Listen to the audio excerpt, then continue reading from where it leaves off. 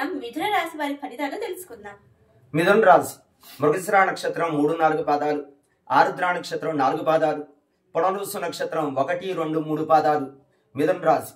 ఈ రాశి వారికి ఆదాయం 14, వ్యయం 2, సంపద బాగా ఎక్కువగా ఉంది, ఖర్చులు బాగా తక్కువగా ఉన్నాయి. కాబట్టి ఏదైనా కొనాలన్నా, దాయాలన్నా, నిల్వ చేయాలన్నా యోగప్రదమైన కాలం. రాజపూజ్యం 4, అవమానం 3, ఈ 2 కూడా బాగున్నాయి. ఎక్కడికి వెళ్ళినా తన మాట నిగుబాటు అవుతుంది. నలుగురిలో గౌరవ మర్యాదలు పొందుతారు. నిరుద్యోగులకు ఖచ్చితంగా ఉద్యోగం దొరుకుతుంది. ఆర్థిక లాభాలు పొందుతారు. సామాజిక ప్రతిష్ట, నలుగురిలో కాస్త మంచి పేరును సంపాదిస్తారు. ఆత్మవిశ్వాసం పెరుగుతుంది, ఉత్సాహం పెరుగుతుంది. కొత్త విషయాలు తెలుసుకుంటారు, ఉత్సుకత చూపిస్తారు. విద్యార్థులు కొత్త విషయాలలో పట్టు సాధిస్తారు. అన్ని రకాల వృత్తుల వారు ఆదాయాన్ని పెంచడానికి ప్రత్యేక పథకాలు అనుసరిస్తారు. ఉద్యోగస్తులకు పదోన్నతి లభించే అవకాశం ఉంది. నిరుద్యోగులకు ఉపాధి అవకాశాలు పెరుగుతాయి. సంతానం లేని వారికి పుత్ర సంతానం కలుగుతుంది. జీవిత భాగస్వామి మరియు తండ్రి, పూర్వీకుల ఆస్తి మొదలైన విషయాలు అనుకూలమవుతాయి.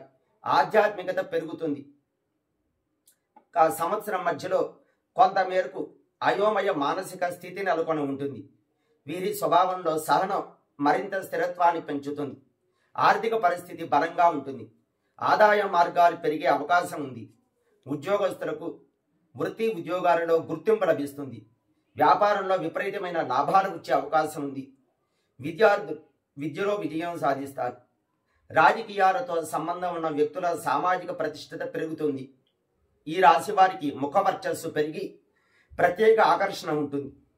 విద్యార్థులు చదువులో విజయం సాధిస్తారు. వీరి వైవాహిక జీవితం ఆనందమయంగా ఉంటుంది. వ్యాపారంలో మంచి పురోగతికి అవకాశం ఉంటుంది.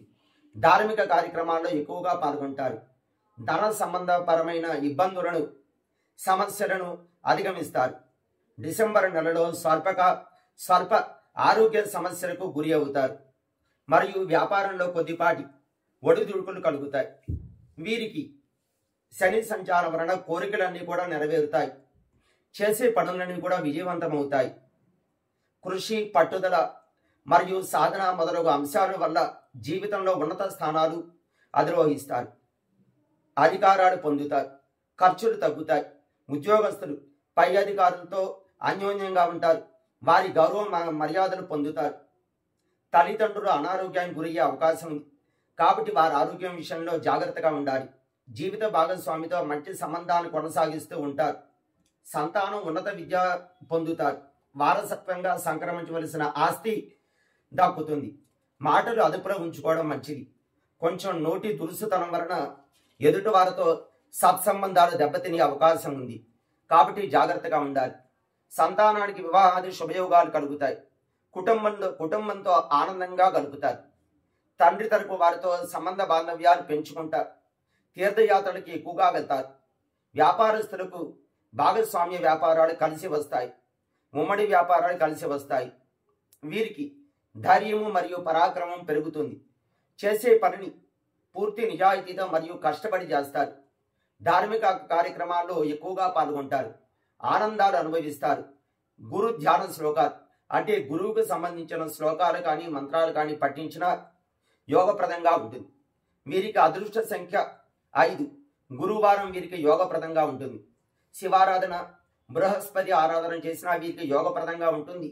సమస్యలన్నీ కూడా తొలగుతాయి.